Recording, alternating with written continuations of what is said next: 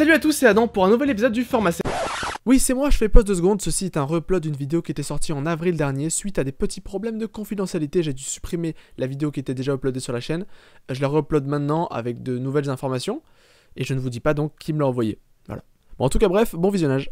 Et aujourd'hui j'ai l'immense plaisir de vous présenter le produit qu'il y a derrière moi, le PC Shadow. Mais d'abord pour ceux qui ne savent pas trop ce que c'est, voici une brève explication. Donc en gros c'est un PC qui est hébergé chez Shadow, donc en région parisienne. C'est un PC extrêmement puissant avec des cartes graphiques et des processeurs de psychopathe. Donc pour l'instant pour tous les PC Shadow sont des 1070 et des Intel Xeon Seeker. Donc là-bas ils sont branchés en fibre, ils sont équipés aussi de disques durs SSD, c'est-à-dire que vous pouvez télécharger à une très grande vitesse. Et le PC hébergé là-bas, vous y avez accès avec cette petite boîte. Vous y branchez votre clavier, votre souris, votre écran évidemment, sinon ça va être compliqué de jouer dessus, hein. Un câble Ethernet et l'alimentation. Donc c'est normalement les câbles minimum on va dire à brancher pour que ça fonctionne. Donc pour y accéder, je vous ai dit on branche un câble Ethernet parce que ça passe par internet. Donc globalement, si vous voulez utiliser ce PC, il va vous falloir au moins une fibre je pense, ou une très bonne ADSL. Bon en gros à peu près 15 mégabits seconde. Pour la vidéo, on s'est branché en 4G. Voici la petite machine. Bon en gros c'est un prototype, c'est pour ça qu'on voit tout plein de circuits qui a marqué prototype numéro 50. Bon, pour ceux que ça intéresse, on va quand même dire quelques composants qui est à l'intérieur de cette petite machine. Donc 4 ports USB, donc 2 ports jack, une port entrée, une port sortie. Donc 2 ports DisplayPort pour brancher 2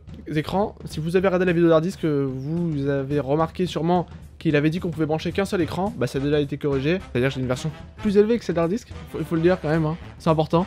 Pas les mêmes valeurs. Ça vaut pas les mêmes valeurs. Vous avez la possibilité de brancher des disques durs internes, des HDD ou des SSD. Donc on a fait rapidement le tour de ce petit boîtier, maintenant on va le tester. On va tout brancher sur cet écran, l'écran de ce côté là.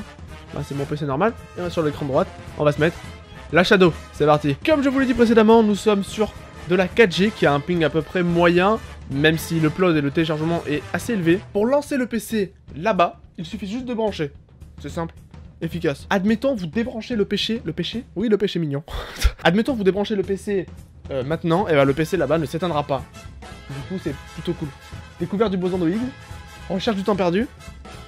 Est-ce que vous arrivez à lire d'ici? Résolution d'hypothèse de Riemann. Les développeurs se sont clairement fait plaisir. Et ça nous fait plaisir. Je sais pas si c'est parce que c'est le prototype, mais c'est vraiment cool. On va te lancer en direct le téléchargement d'Overwatch. Ok nickel. On l'avait téléchargé à la moitié, j'avais pas envie de finir pour vous montrer à quel point... Ouais. Donc 18 mégabits seconde, 24 mégabits seconde, 29, 32, 36, 40, 44, 47, 50, 55, 59, 64, 70, 71, 70, 74, 69, 59, 64, 69, 76, 91 mégabits seconde. Qui dit mieux? 107, 110 mégabits seconde. On est monté à 110 mégabits seconde. C'est bon. Nous sommes sur Overwatch. C'est plutôt... voilà, hein. Une partie rapide. Ça va pas partir en gameplay d'Overwatch, hein. Vous pensez quoi? Non, il croit quoi Franchement, je suis surpris que ça tourne aussi bien, vraiment. Là, les seuls petits lags qu'on a, c'est... Enfin, on n'a pas de lag en fait, c'est vraiment... On voit un petit peu dégradation de qualité, voilà. Parce que avec une fibre, je pense que ça serait terrible, vraiment. Oui, le PC qui est là-bas, il fait tourner tous les jeux en fait, hein. Tu fais tout tourner dessus. Hein. Bon, par contre, c'est le moment de faire ranger les joueurs maintenant, on va quitter. Hein. On n'est pas en enquête donc on s'en fiche. Voilà, c'était le petit test, le petit téléchargement.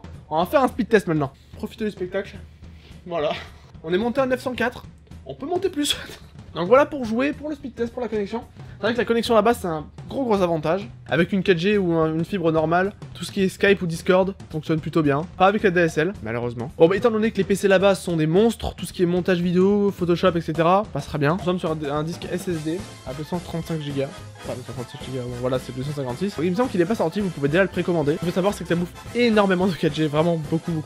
Donc il faut vraiment absolument se brancher en fibre. Parce qu'en ADSL, on a quelques problèmes. Sauf si on a une excellente ADSL. En gros ce qu'il faut savoir c'est qu'avec notre ADSL actuelle, ce qu'on peut faire c'est tout ce qui est traitement de texte, montage vidéo sur Premiere, sur Photoshop.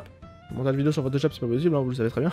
Mais pas du gaming malheureusement. On va rapidement parler du prix du coup. Nous sommes sur un prix de 29,99 par mois si vous engagez pendant un an. Sachant qu'il change les composants à chaque fois qu'il y en a des nouveaux. À peu près tous les ans il me semble. Ce qui fait que si une nouvelle carte graphique sort, l'année prochaine, ils vous la fixeront dessus. Et le prix ne changera pas. Et même au bout de 4 ans, ça sera toujours plus rentable que de se fabriquer son propre PC.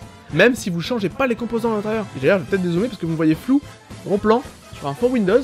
Qui est extrêmement moche. Bref, j'espère que cette vidéo vous aura plu. Si vous avez d'autres questions, n'hésitez pas à les poster en commentaire. Bon, n'hésitez pas à partager si vous connaissez des gens susceptibles d'aimer ce produit. Il y a un potentiel énorme, que ce soit sur des PC portables ou accessible sur téléphone. Il me semble que c'est déjà possible d'y accéder sur son téléphone à ce PC là. Donc un peu partout, vous avez accès à un PC de gaming psychopathe qui est ma foi plutôt sympathique. N'hésitez pas à mettre un pouce bleu. Moi je vous dis à la prochaine et ciao tout le monde.